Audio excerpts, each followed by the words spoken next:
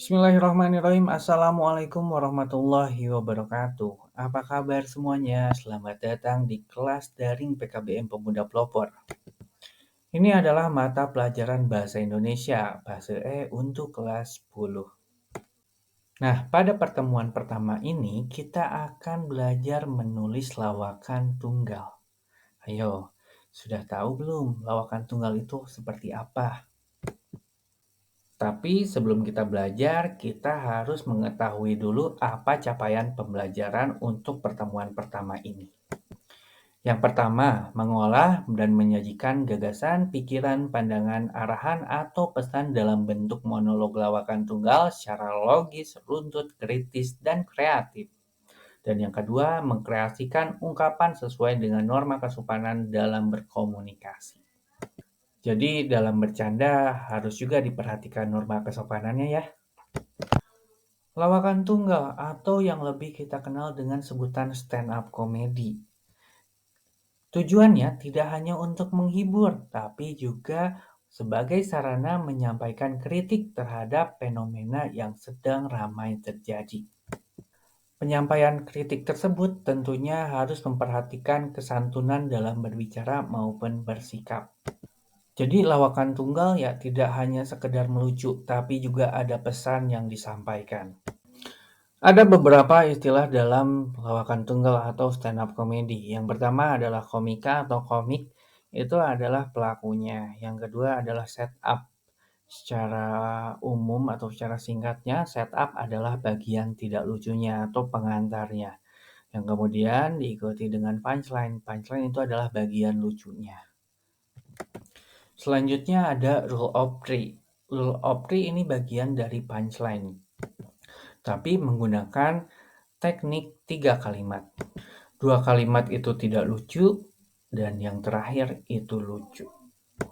Selanjutnya juga ada istilah callback. Ini juga bagian dari punchline, di mana teknik punchline ini mengulang punchline di beberapa beat berikutnya atau di beberapa jokes berikutnya. Selanjutnya ada ripping. Ripping ini adalah bagian dari melibatkan penonton untuk berinteraksi atau juga menjadikan penonton sebagai objek lawakan. Tapi hati-hati ya, karena penonton sensitif. Jadi nggak semua penonton bisa diajak atau dijadikan objek candaan. Dan yang terakhir ada impersonate atau impersonation. Ini lebih ke menirukan sosok yang terkenal dari gaya bicaranya, gerakan khasnya, gaya berbusana, bahkan hingga suaranya. Kalau impersonate mungkin kita bisa melihat contohnya ada Andre Taulany atau Sule yang berperan menjadi Rhoma Irama. Mungkin kita pernah lihat atau kalian pernah lihat ya yang seperti itu. Struktur lawakan tunggal secara sederhana terdiri dari dua. Yang pertama setup, yang kedua punchline. Yang pertama bagian tidak lucu, yang kedua bagian lucu. Dua hal ini yang harus kita pelajari sebagai pelawak tunggal pemula. Jadi ada bagian yang tidak lucu, ada bagian yang lucu. Itu dulu saja. Contohnya bisa kita lihat di bawah ini. Anak saya itu memang jarang liburan. Saya bawa ke tempat kerja saja. Menurut dia itu tamasya. Nah, ini merupakan pengantar atau bagian tidak lucu atau setup. Kemudian diikuti dengan dari pagi sampai sore dia anteng nyusun Lego pakai batu bata. Kalau orang lain nyusun Lego anak-anaknya biasanya jadi robot, anak saya jadi pos ronda. Nah, itu adalah contoh punchline atau bagian lucunya. Terus juga contohnya bisa kita lihat di nomor 2. Menurut saya kalau ada orang yang kesurupan itu nggak usah panggil ustadz atau orang pintar. Ini adalah bagian pengantar atau setup atau bagian tidak lucunya. Kemudian di sini dijelaskan orang kesurupan kan kemasukan setan. Setan terbuat dari api. Jadi ya panggil aja pemadam kebakaran. Nah, itu adalah contoh dari punchline. Begitu juga dengan contoh nomor 3. Nah, itu dia tadi tentang penjelasan lawakan tunggal atau stand up comedy secara singkat.